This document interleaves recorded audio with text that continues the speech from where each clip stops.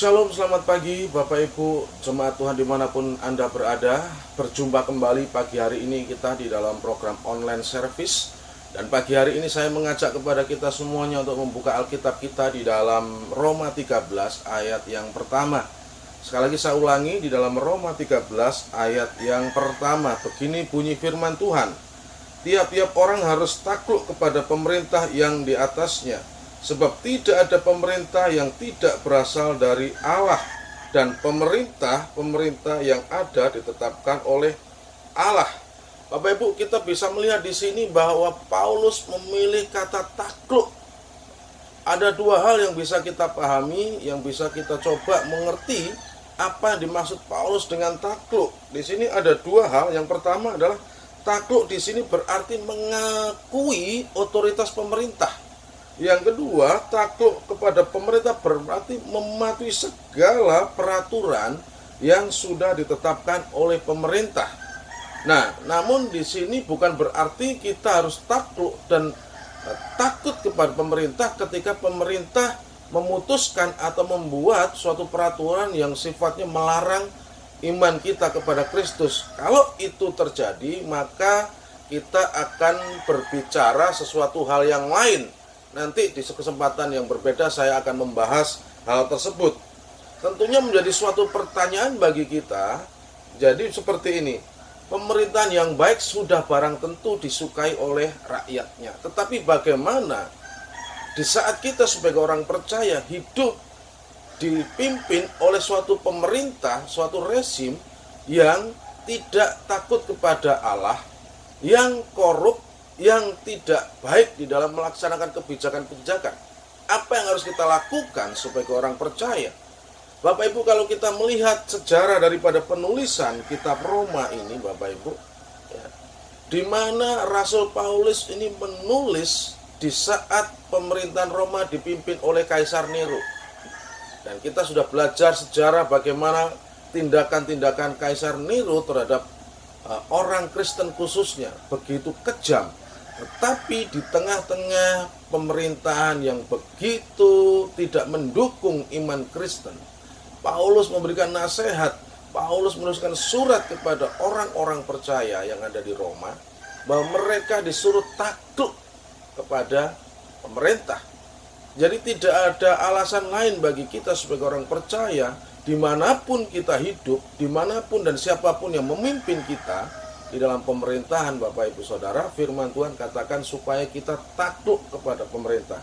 Karena pemerintahan saat ini lebih baik daripada pemerintahan di mana zaman surat Roma ini ditulis, yaitu di dalam masa pemerintahan Kaisar Nero.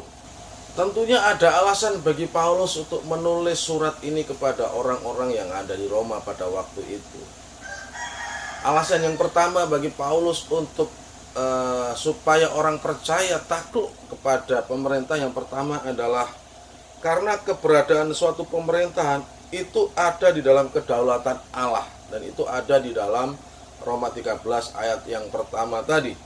Jadi saudara sekalian, bahwa pemerintahan itu ada di dalam kedaulatan Allah, baik itu pemerintahan yang jahat maupun pemerintahan yang baik.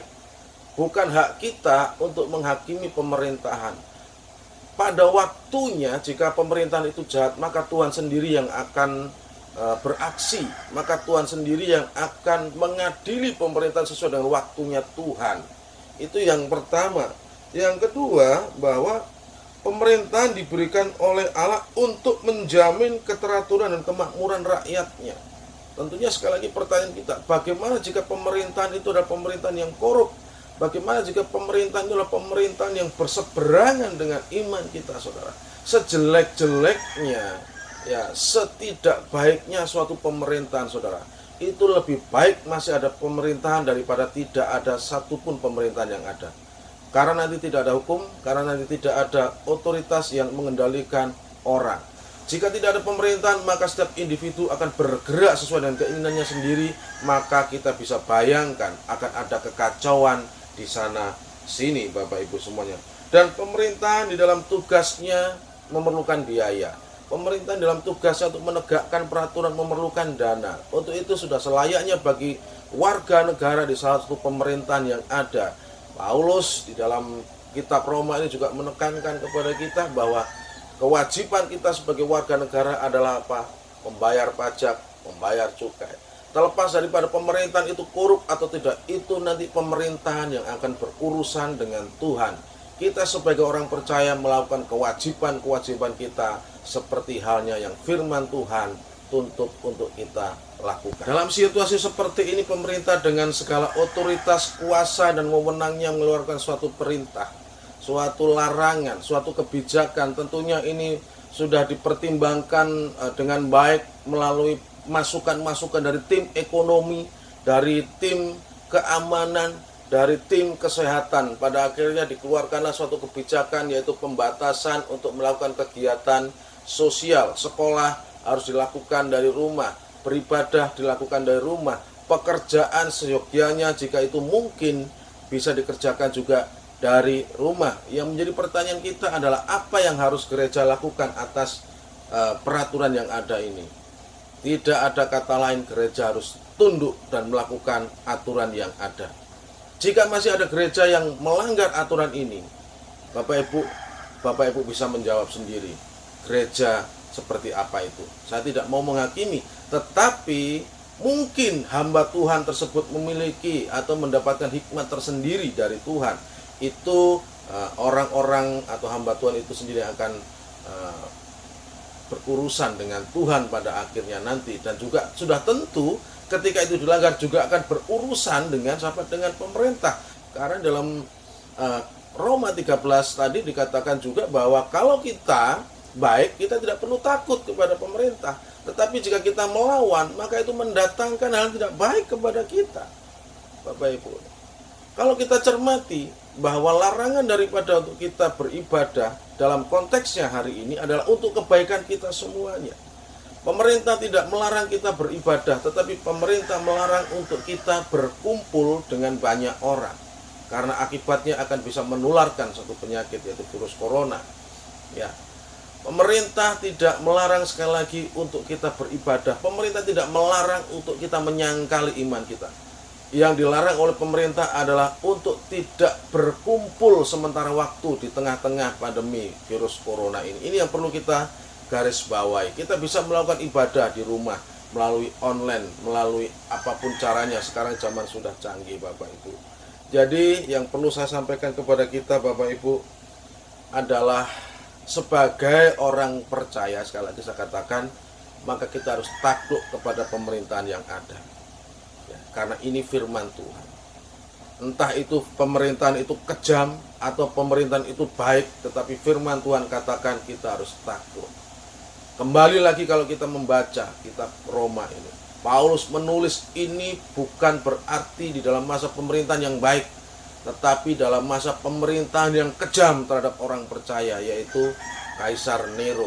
Jadi tidak ada alasan lagi bagi kita untuk kita tidak takluk kepada pemerintah. Jika pemerintah itu melanggar mandat yang dikasih oleh Tuhan, maka Tuhan sendiri akan berurusan dengan pemerintah dan oknum-oknum. Tugas kita sebagai orang percaya adalah takluk. Tugas kita sebagai orang percaya mendoakan pemerintah. Bukankah saat ini juga banyak anak-anak Tuhan yang duduk di dalam pemerintahan? Kita doakan mereka supaya hikmat Allah ada dan mereka bisa memberikan masukan atau kebijakan-kebijakan kepada pemangku wewenang yang memberikan otoritas untuk mengeluarkan kebijakan. Tugas kita berdoa, Bapak Ibu, mendoakan pemerintahan yang ada. Akhirnya hari ini, Bapak Ibu, saya mengucapkan selamat menikmati dan selamat beraktivitas untuk hari ini. Dan biarlah Tuhan tetap melindungi dan menjaga kita di tengah-tengah situasi yang semakin tidak menentu ini. Tuhan Yesus memberkati. Shalom.